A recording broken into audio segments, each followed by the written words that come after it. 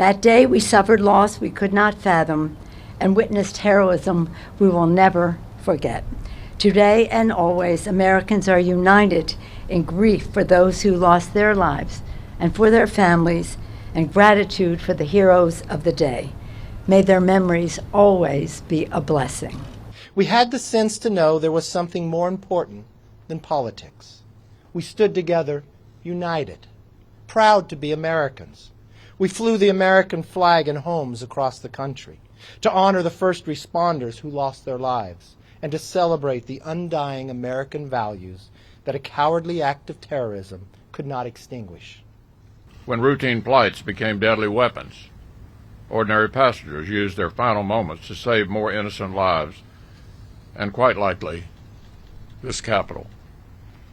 When clear blue skies clouded with smoke, first responders rushed fearlessly toward the biggest calls of their careers, and for too many, their last.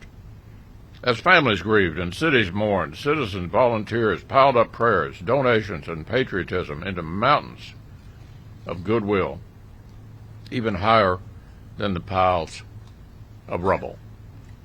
And for 20 years, thousands of our bravest deployed to lands from which this evil was launched to make our refrain, never again, into reality. We remember the legions of firefighters and cops and union workers from the building trades and rescue workers who worked the pile only to become sick years later. Far too many of them ultimately passing from their illnesses.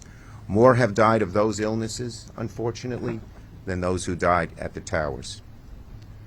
To the first responders who survived, we hold a special obligation to care for their health and the health of their loved ones. And finally, we remember and honor all of our military members injured and killed in the service of their country. As our troops make their return home from abroad, let us commit to always care for them too, to care for their families, to never, ever lose sight of the sacrifice they made.